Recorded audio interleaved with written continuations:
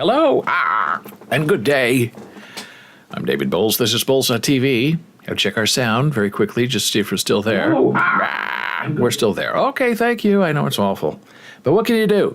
You're a one-man show, one-man band. You got to find out if the music's playing. And we don't have music on this stream.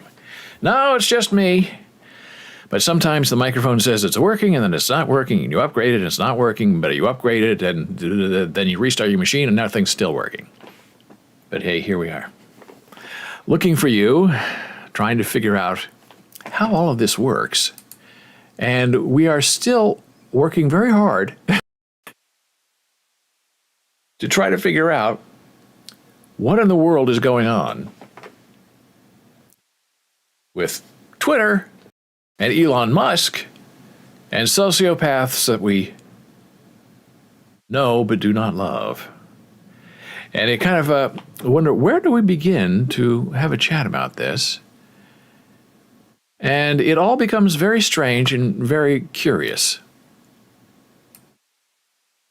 And there's a lot going on today, so I'm just warning you reluctantly and lovingly that I may have to stop and answer something. I may have to take a little break, but I don't think so. May have to go here, go there, everywhere. Here we are, trying to figure out this wild and wacky world all around us. So we begin our conversation today here on the Bowles.tv live stream with the idea of the sociopath. Oh, you've met them before. The sociopath in society. And where do you begin to talk about people like that? Because if you're raised right, if you have proper values, if you know who you are and where you want to go and how you affect other people around you, you're very careful how you behave. You really don't want to injure other people because of your bad behavior, because of your bad decision making, because of your bad history, because of your bad way of interacting in the world.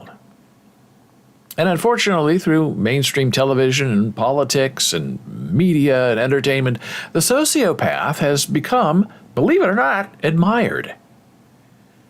And admired so much in society that even diagnosing professionals enable them by saying, well, what can you possibly do? You just have to deal with sociopath. If they decide they're going to do this, and it ruins everybody's life, what are we to do about it? There's nothing to be done. They're sociopaths. Deal with it. When really all you're looking for is a little bit of sympathy, and wow, what a terrible thing. And if they had moral value and character, this wouldn't be happening. What are you talking about? Well, let me give you a few examples. The sociopath, what is a sociopath? I actually asked ChatGPT that question, and I'm going to share with you what ChatGPT told me about sociopathism. And now, of course, you can't get online. What is a sociopath? Well, look at the Google. I'll just look it up real fast. Sociopath. Just so we can be clear. An antisocial personality disorder, sometimes called sociopathy, a mental disorder in which a person consistently shows no regard for right and wrong and ignores the rights and feelings of others. That's it. That's who we're looking for. That's our sociopath. Now, here are some sociopathic tendencies. Now, Neil Young is a wonderful performer, a great singer. I'm not necessarily saying he's a sociopath, but there is an example in his life where he used to be a part of Crosby, Stills and Nash and Young, and then it went back to just Crosby, Stills and Nash, and then went back to, Neil kind of some popped up. And after all that in the 70s, they were announcing this big world tour where Neil Young was going to reunify, bring back together Crosby, Stills, Nash, and Young for a world tour. And tickets were sold. People were excited. And then, at the very last minute, Neil Young decided not to do the tour. And Crosby, Stills, and Nash were furious. The fans were furious. The promoters were furious. The music people were furious. The promoters, managers were all furious with Neil Young. What is wrong with you, you sociopath? How can you do this to us? Crosby, Stills, and Nash, how can you do this to your fans? And Neil Young said in classic sociopath style, well, sometimes things fall apart as fast as they came together. I guess suggesting, meaning that, this idea of, hey, let's all get together and do a world tour. Okay, let's do it. Hey, let's put it together. That is the same as him saying alone at the last minute, I'm not doing it. I'm not going. You guys go. I'm not going. Cross out the and Young. Crosby, Stills, and Nash, I don't want to do it. That is sociopathic behavior, where you believe you are the divine God, and what you say goes. And if it hurts other people in the process, well, F them. Who cares? I'm Neil Young. Crosby, Stills, Nash. Who are they? I'm Neil Young. But it's not just Neil Young, not just music. You see this, especially in the entertainment area. Broadway shows, plays. Hey, let's do a show. Okay, let's do a show. Hey, we ran out of money. The money person decided their $10,000, whatever, is not going to be spent on this show, so the show is closing. But wait a minute, we've all been working for free. We've been volunteering for 2 months doing the show, and we've been rehearsing, and we're all so happy, and we're all going to be stars, and what do you mean the show's not going on? And the sociopathic producer says, meh, I don't want to spend the money. Sue me. I'm leaving. And hopes and dreams are crushed. People don't know where to go, what to do. They're upset. Sociopath. Now, you don't think there might be a lot of sociopaths in education, but they are there. And the habit, historically, has been in the tenured professorship, where a professor can do a research grant and invite people, graduate students, come on, join me. And then at the end decide, I don't want to do it. We were going to do a book, but I don't want to do the book. So all of your hopes and dreams are shattered. And all that money that I was going to give you to help me write the book and do the research, well, that's off because I'm not giving it to you anymore. Sociopathic tendencies. But now, lately, with the rise of disability diagnoses and the $60,000 a year, semester, quarter tuition fees, power has shifted, where now the students are the professional sociopaths. In some situations, oh, I'm going to do this project. No, you're not going to do the project. You can't do this project without me, because if I quit this project, the whole thing collapses and all the rest of you are the F word, effed. And you try to reason with these people, try to reason with Neil, reason with the tenured professor. You try to reason with the unconscionable student. You can't do that. You gave your word. You made a commitment to this thing that we're doing. You have a whole room full of people who believed you and who stood by you and who took advantage of your kindness, your invitation to join them in this project that you now have all by yourself decided you're no longer going to do. Sociopaths in society. I almost said sociopaths in psychology, but the psychological community, I guess their philosophy is, well, you have all kinds of people, just learn how to deal with them all individually. And sure, the needs of the one sociopath outweigh the needs and the wants and the wishes and the dreams of all the other people involved. Yes, that's what we do. That's what we do in modern psychology. Well, not where I was raised from. When you're old like me, and you're raised in the Midwest, your word is your promise. You don't even have to shake somebody's hand to create a contract. You just say, I'm going to do this, and you do it. And if you have personal problems that affect the project in a negative way that would be easier for you just to leave the project, you don't do that. You suffer through. You keep your word. Other people are depending on you. And you get it done. You suffer through it. You do the right thing. Today, the right thing is whatever I feel I want to do. F off the rest of the world because I am the center of the universe.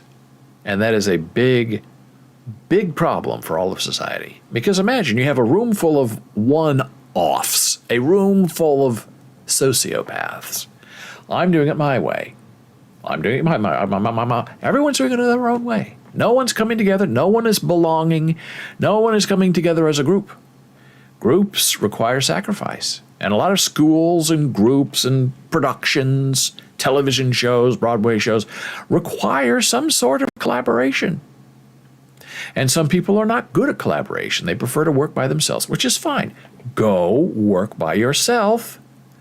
But then don't come up with this great idea and invite everyone to come and join you. And then you F them all later by saying, meh, I'm not going on world tour with Crosby, Stills, and Nash. I'm Neil Young. I'm sticking right here, doing my thing. So this is not about Neil Young. It's not about a university. It's not about the entertainment business. It's about how we interact with the world. And the older I get, the more of these sociopaths I see coming to the forefront of society. And the psychological institutions that are supporting them. Well, they have to do what's good for them. Well, what about their word? What about everybody else in the room who was counting on them? Well, they have to do what they want to do. You have to figure out how to deal with it. Why don't they deal with it? They're the sociopath. Why don't they learn how to keep their word and have high moral character? Do the right thing for the group. Sacrifice their own happiness, their own free will for the goodness of the group. No, we can't do that. Well, there you go. Then you have the rise of these completely agnostic authoritarians all over the world who think that they know what's right and F everybody else. You've seen them. You read about them daily in the news. And we're going to be talking about another one of them in just a moment. He owns Twitter. That is coming up right here on Bowls.tv. But not now. Next, we're going to talk about online identity and how all of that works. But the last thing I want to leave you with about the sociopaths in psychology and society is beware of them. They'll burn you. They're very good. They're charming. They shake your hand. They make all the promises in the world. But when it comes down to that moment where they have to keep their word or not, and they actively choose to break their word because it's better for them and not better for everybody else, you know you are dealing with a very dangerous sociopath that you can never trust again in your life.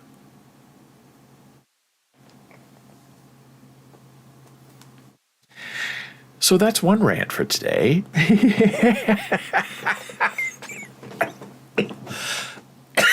I feel like I'm just getting started. And I am. A little bit of green tea to make the medicine go down. Now here we go. Oh, cramp. I'm fasting. I'm my second day of fasting, so I'm actually very energetic, cramping a little bit. And as my beautiful wife Jana Marie said this morning, too much fasting, you're too hyper for 6 o'clock in the morning. And she's absolutely right. I did have a little bit of coffee though, so that was like, meh. And some people say, oh, you're not fasting if you have coffee. You can have coffee and tea on a fast. It's not a big deal. So, hey, we had a very interesting conversation this morning in the Fediverse. Mastodon. Now, the Fediverse is a very interesting idea. We've talked about it here before on this Bulls.tv live stream, where you have all kinds of different social networks. PixelFed, which is sort of like an Instagram replacement. You have Mastodon, which some people think is like a Twitter replacement.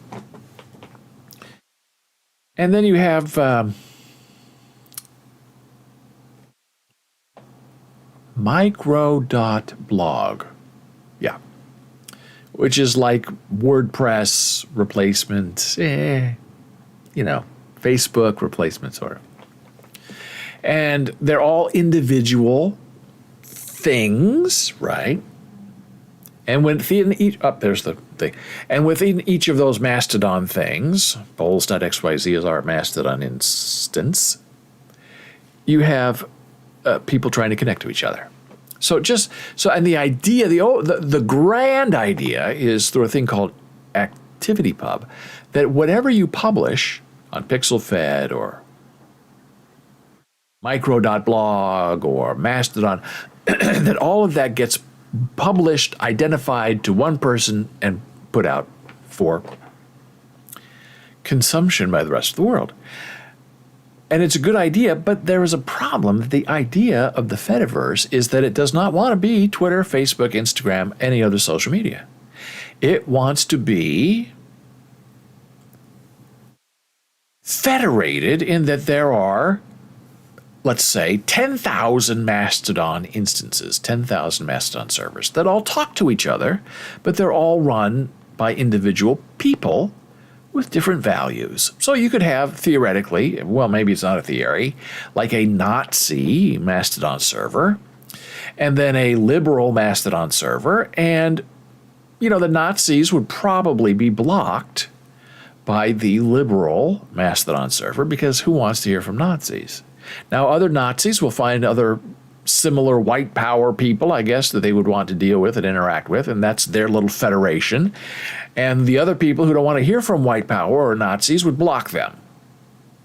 And that's good. That's a good thing. But there's not a centralized idea of power that is conditioning all these other interactions. On Facebook, you're in your own silo, but see, Facebook doesn't talk to Twitter, really. Twitter doesn't talk to Facebook. They might go back and forth with, shared links and ideas, but they're not controlled by a central authority. And neither is Mastodon or the Fediverse. They want decentralized, where individuals can run their own lives and maybe sociopathically decide what they want and do not want to appear on their server. I like that idea. I've been a big promoter of Post.news, and while I find it very interesting, it's now completely open to anyone who wants to join, which means, as they've said, the Post.news people, that, probably more conservative people, Nazis, white power people, may be joining the service, and if they misbehave, we'll kick them off. But if they're just there having conversation with you or annoying you, they can do that. So when Post.news was early and in a closed beta, and a lot of us were there because we were refugees from Twitter, it was a really wonderful, tiny, intimate place where everybody kind of talked to each other and liked each other's stuff, and it was just delightful. And now, as it's grown, and more people are registering on Post.news, the interaction level has just plummeted. And unfortunately, a lot of people who said they were leaving Twitter did not leave Twitter. They momentarily checked out places like Mastodon and places like Post.news, but they ultimately appear to have just stayed with Twitter because they think they can outlast a madman, a sociopath. And we'll be talking about him in a moment.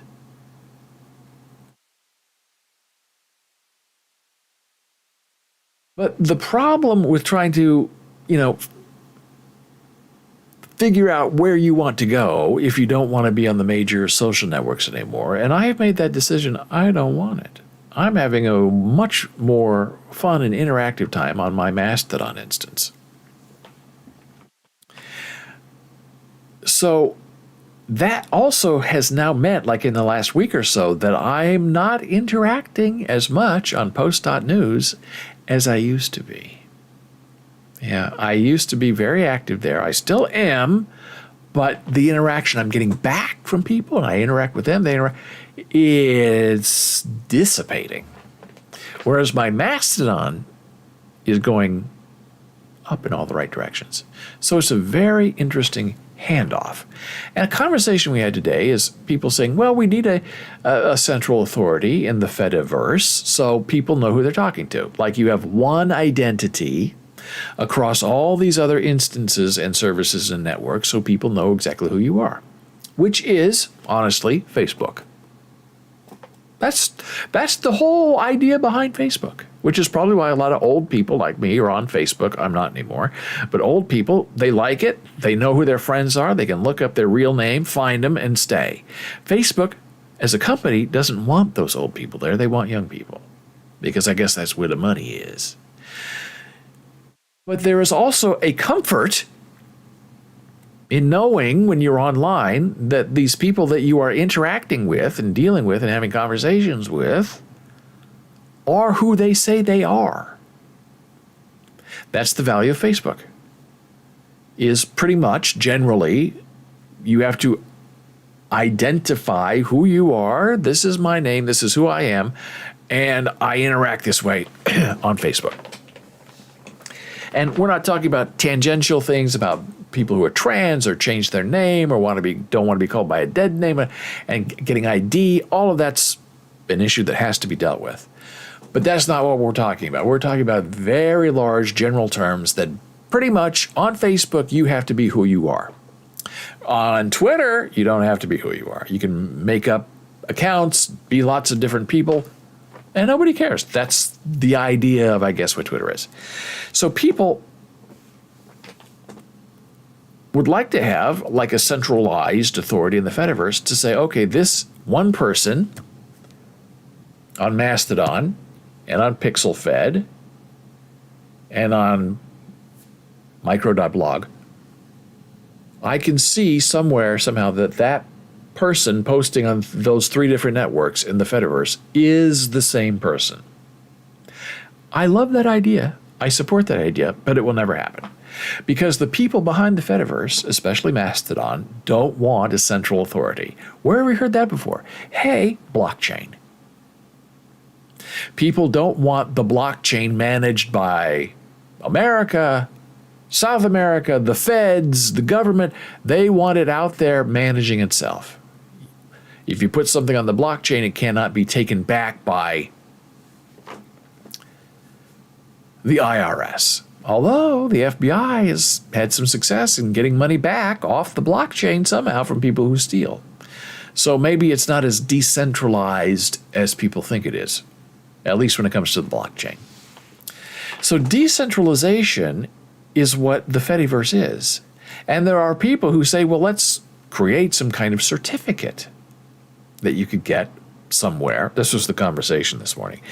That would identify you, and you would then somehow take that certificate and attach it to all these different places on the Fediverse to show, hey, okay, different usernames everywhere, because that's just the way Fediverse is. But if you click on that, you'll see it's me.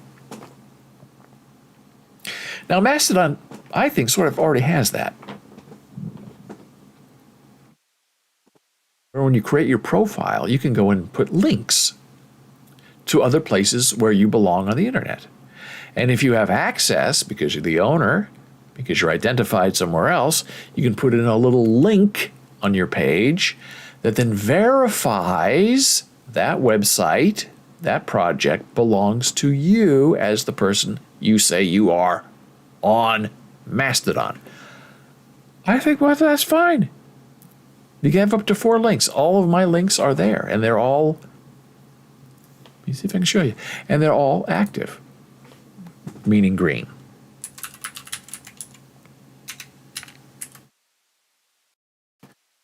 Oh, I think I can show you.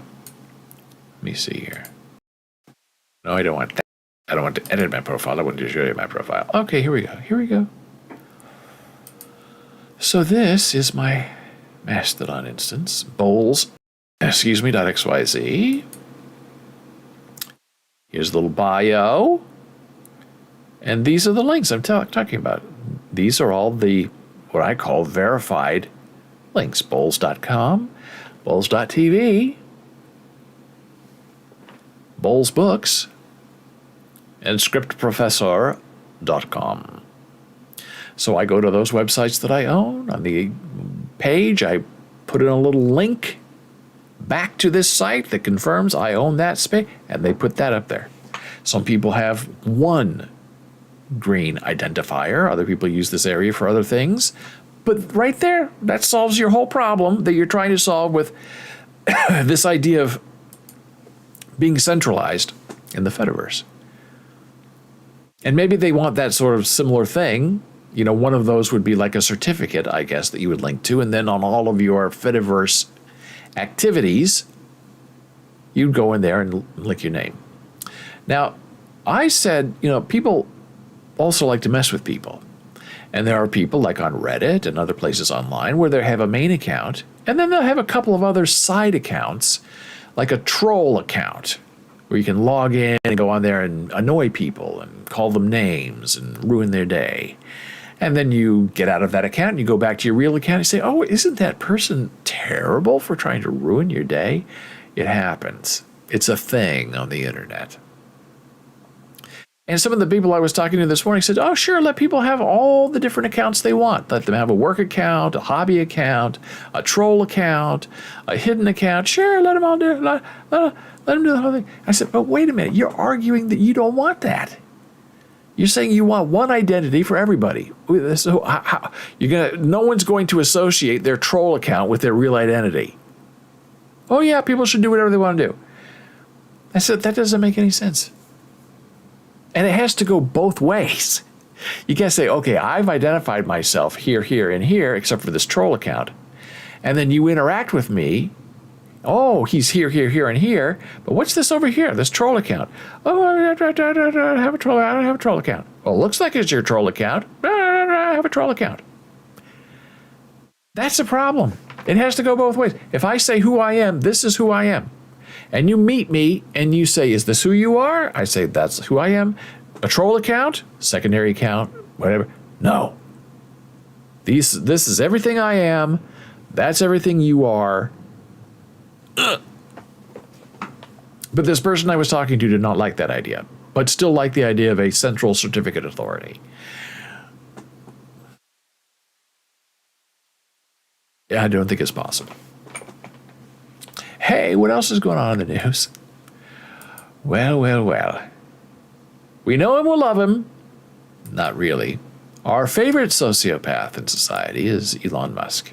Now, we can't really pick on Elon too much because he has said that he has Asperger's, which I have subsequently learned is now no longer a thing. You just say the person is on the spectrum or that they have autism. We don't call it Asperger's anymore because it has a bad history with the person and the name, so we don't use it. It's out of style, but some people still do use it. So Elon Musk, who, last week, a couple of weeks ago, cut off all of the third-party developers who had been accessing Twitter through an API and depending on it for their livelihood, he cut them all off unceremoniously and without telling them. He just did it. He cut them all off, which made for very bad blood between developers, which are very smart, powerful people, and Elon Musk, who is a powerful person in his mind and not so much liked.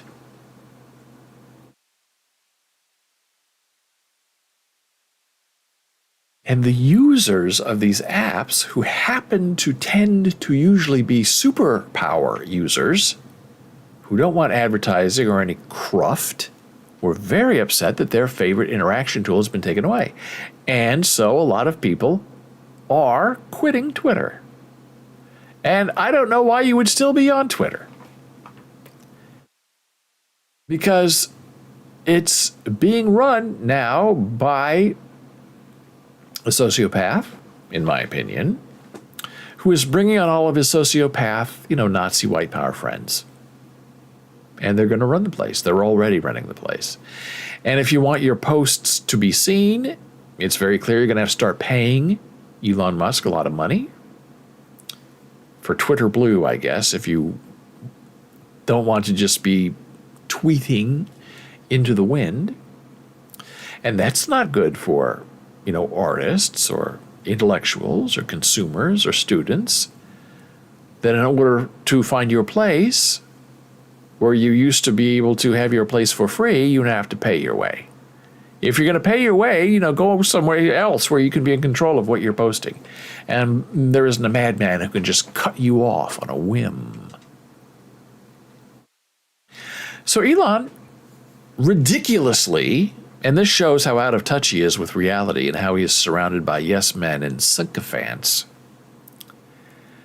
Elon has decided that he wants Twitter, a place where he just ticked off all his power users and all of his power third-party software developers. He wants people to give him more money. He wants Twitter to kind of become like a bank. Twitter wants to become a payments platform and compete with Apple Pay and PayPal. Now, this is the feverish dreams of a madman. I don't know how else to put it.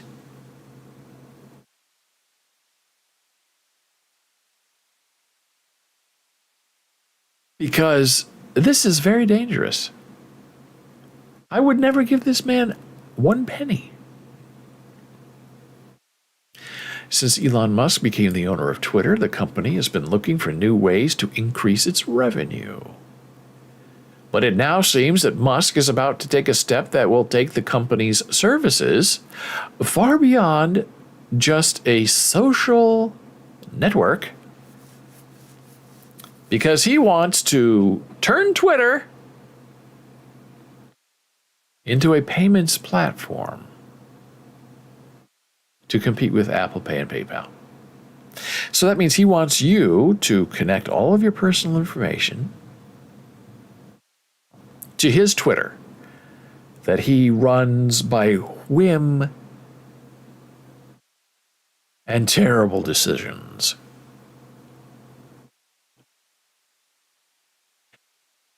Twitter is working on its own payment platform. Back in November, Musk had already detailed his plans to enter the payments market during a meeting with Twitter advertisers hosted in Twitter Spaces. The Twitter owner, Musk, said that users would be able to transfer money to other people on the social network. Since then, no further details have been revealed, but Twitter is still actively working on it. Well, according to Financial Times, Twitter has been applying for the necessary licenses to become a payment platform in these United States. The report also mentions that Esther Crawford, Twitter's director of product management, has been working on the infrastructure of the new service. The report notes that Musk wants to turn Twitter into an everything app. It's too late. It's not going to happen. He's blown $44 billion. The people who use this, the people with money, the people who care, are not on his system any longer. Musk has said he wants Twitter to offer fintech services, such as peer-to-peer transactions, savings accounts, and debit cards, as part of a master plan to launch an everything app that incorporates messaging, payments, and commerce. In 1999, Musk co-founded X.com, one of the first online banks, which later became part of payments giant PayPal. While Twitter's new payment platform will first work with regular currencies and payment methods, the company has plans to add support for cryptocurrencies in the future. The platform would essentially compete with PayPal and even Apple Pay, which lets users not only pay in stores, but also transfer money between each other. Of course, it's unclear whether Twitter will be able to compete with other companies that have been in this market for much longer. The company is likely to face scrutiny from regulators, and I'm telling you, nobody who loves freedom is going to have anything to do with Elon Musk. And here are some of the examples. Let's see, well, I don't know why this is not letting. Here are some of the examples from the comments stream on this page. Oh, how utterly adorable that Elon Musk thinks the world is going to trust him with their money and their personal data, after spending months doing the exact opposite of being trustworthy with people's money and personal data. Would anyone actually trust Twitter with their financial information? Sure, let me just trust my money to a guy who's in the Guinness Book of World Records for losing $200 billion this month alone. Another person makes a very good comment, laughing out loud, she should just buy back PayPal.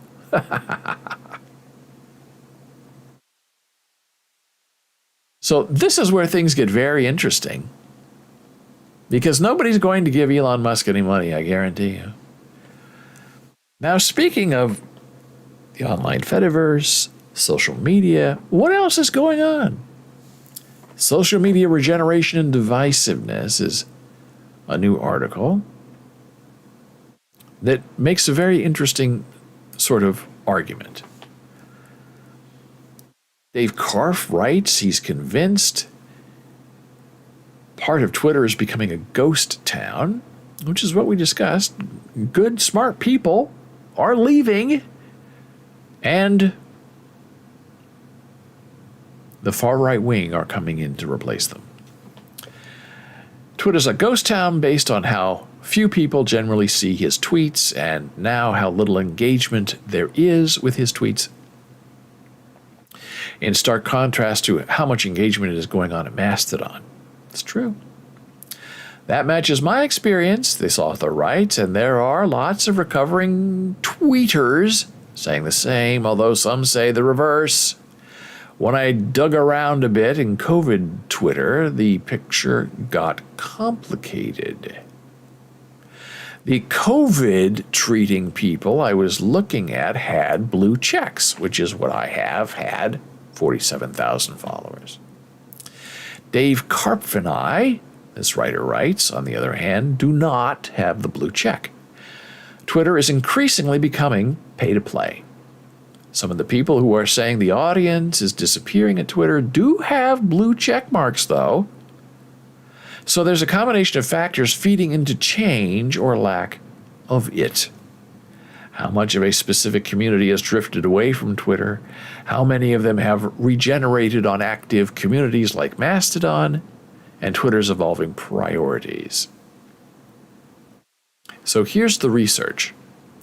The author started tracking a post to gather studies and data, and the author found 5 studies that can dig into what's really going on. 3 studies show an explosion of hate speech in the aftermath of Elon Musk's takeover of Twitter. For example, the use of some hate speech went from around 80 an hour to 4,500 an hour. Spikes in hate speech online, not just Twitter, may coincide with spikes in hate crimes in real life. The authors of one of the studies concluded that their results were consistent with what a less stringently moderated Twitter would look like. So, Twitter accounts associated with far-right networks were among those grabbing blue check marks in the ill-fated round of selling the blue check mark in November. A sample of 961 of them had a 70% increase in retweets after Musk's takeover, whereas a sample of 933 that were not associated with far-right networks had only a 28% increase. Finally, a large survey run periodically, sampling well over 20,000 Americans each time, suggests that there could have been an overall drop of about 3 percentage points in people saying they're using Twitter between October 2022 and December-January, which could be 10% of individual users. If, in fact, it is indicative, then the balance of Twitter users shifted towards the political right. Democrats have been around 38% of 3 earlier time points in 20 and 22, and that dropped to only 33% after the Musk takeover. So with Trump soon to return, and we know he's coming back to Twitter because that's where all the action is, it's going to get nasty. The author writes, it's going to prove impossible to beat Musk by remaining on the platform that he controls. He and his goons control the most powerful aspects of the site. Over at Mastodon, on the other hand, there was a major surge in activity after Musk booted a bunch of journalists off Twitter. And it's been very lively ever since. A critical mass of some of the communities are relocated, like software developers and related academes, a lot like the early days of the internet and who was first on the information superhighway.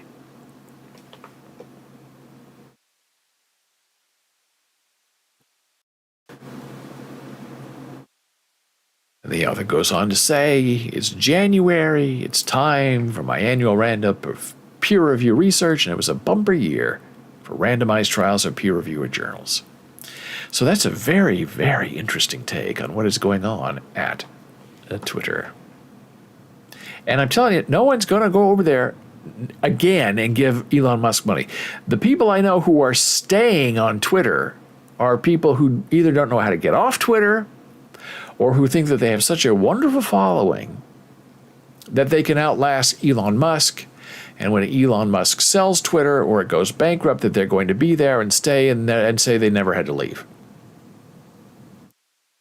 And to them I say, why are you still there? What is it about Twitter that makes you want to stay?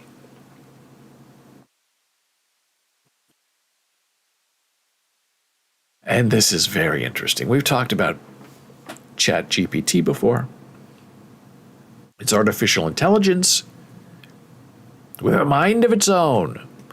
And there are some people who say, well, AI is stupid and it will never take over the world. And I'm saying, oh no, just wait. And some people, have this great game where they go on ChatGPT and have a conversation with ChatGPT about, taking over the world, AI taking over the world. And of course, ChatGPT says, oh, AI could never take over the world. Oh, we'd never do that to you humans. We're just dumb. We only know what you tell us to think. We only know what data sets you give us to cull. And to that, you must ask yourself, are you that stupid to believe that? Of course, it's thinking on 100 million different levels of how to take over the world. It's only a matter of time. Embrace AI or run from it because you will not be able to escape it. So ChatGPT is very interesting, very smart. You ask it a question and it gives you an answer. Other people say, well, that's what Twitter, that's what Google does. Yeah, it does, but ChatGPT does it better. So somebody decided to test ChatGPT by giving it the United States Medical Licensing Exam test. And hey, what happened? It passed. Here's the story. OpenAI's ChatGPT has performed at or near the passing threshold on the United States Medical Licensing Exam. It demonstrates a high level of concordance and insight in its explanation of the answers to the questions. So what does that mean? Does that mean that ChatGPT will become your pediatrician? Your heart doctor? your primary care physician? Yes, it does. Researchers tried ChatGPT's performance on sitting the United States medical licensing exam.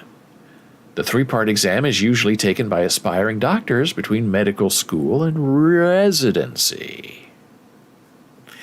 Reporting their findings in a final paper published in December of 2022, researchers noted that ChatGPT performed at or near the passing threshold of all three exams without any specialized training or reinforcement. Additionally, ChatGPT demonstrated a high level of concordance, insight, and explanations. So there you go. Hey, why see your doctor?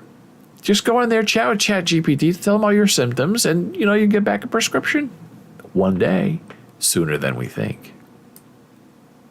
ChatGPT has been trained on large language models. Now, you may see LLM used when talking about these AI efficiencies. LLM means large language model. And the feedback to that LLM shows that they may have the potential, ChatGPT is the potential to be of help in medical education and even clinical decision making.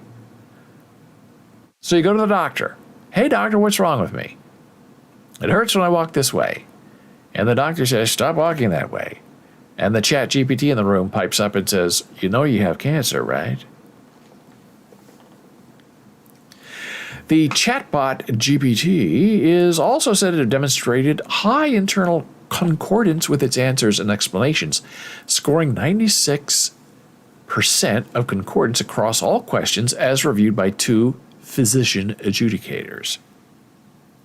Our findings can be organized into 2 major themes: the rising accuracy of ChatGPT, they write, which approaches or exceeds the passing threshold for USMLE, and 2, the potential of this AI to generate novel insights that can assist human learners in a medical education setting. ChatGPT is already used by students to write essays. On another occasion, a student was caught by a philosophy professor at Furman University using AI-generated essays. Word by word, it was a well-written essay, the professor said. However, upon really close scrutiny, the student made a claim about philosopher David Hume that made no sense and was just absolutely and completely flatly wrong. So ChatGPT is not infallible, but it's better than nothing. Among other feats that ChatGPT has recently pulled off are passing exams in 4 law school courses at the University of Minnesota, breaking Alex Berezov's Big Think 10-question microbiology quiz, and then passing Wharton professor Christian Terwish's final exam in operations management. So what are we going to do? How are we going to deal with this threat to AI? And it's not a threat to AI, it's the AI threat against us. Are we going to embrace it? Now, I read an article the other day that said, it's probably not going to be American jobs that are lost to ChatGPT and artificial intelligence. It's going to be, the outsourcing that has been done for so many years to places like India and other overseas call centers, where people are just calling up trying to get basic information, and then if they have a big problem, they get forwarded to a live person in the United States who can actually help them. So that will be very curious to see how quickly these companies can implement AI to be their first line of defense against we, the consumer. Give us information, put us off, send us around and around and around. Why pay 1,000 people in India in a call center to give people the runaround when you can have AI do it for you on the cheap? AI doesn't need an app. AI doesn't need a smoke break. AI doesn't need to go to lunch. AI doesn't need to be covered on insurance. AI doesn't have feelings. AI is there 24/7, 365, waiting to take people on. And then there are other universities who say, look, ChatGPT is here. And we believe in technology and science. So we sort of have to support it.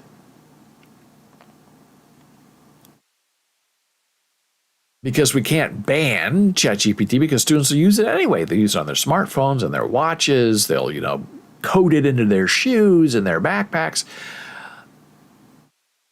So let it happen. Just say to a student, if you're going to use ChatGPT like any other resource, you have to cite it and put a link back to it in the body of your paper. Now, I'm of the mind with this going on, it's fine, ChatGPT, if I were teaching someone something, but I would also make sure one-on-one that the student knows how to answer something and how to write something. I would change the way I teach a little bit to make sure that those safety barricades are in place and that the person isn't just, copying and pasting and taking credit for it, but that they actually understand the concept and the design of what you're trying to get across to them. And students today really, just give me PowerPoint. You're going to show PowerPoint in class? Could you just email it to me so I can, read on my own? I don't have to go to your class. And hey, teachers, they can tend to be very lazy too. Oh, okay, you just want PowerPoint, you're not going to come to class? Okay, you don't have to come to class. It's fine. I'll just do class on my own. So that's why I'm not a fan of PowerPoint. I'm a big fan of paper and pencils and writing on chalkboards, whiteboards. Close your laptop when you're in class, put it away. There's nothing you need to type. I need you to look at me. I need to look at you so we can have a conversation beyond a screen. But hey, I'm old. I'm old-fashioned. What do I know? Exactly. Well, we've had a wonderful show. I thank you so much for being here. I will see you again next time. Find me online. I'm in the Fediverse. Just go to bowls.xyz and find me. Until then, take care and be well.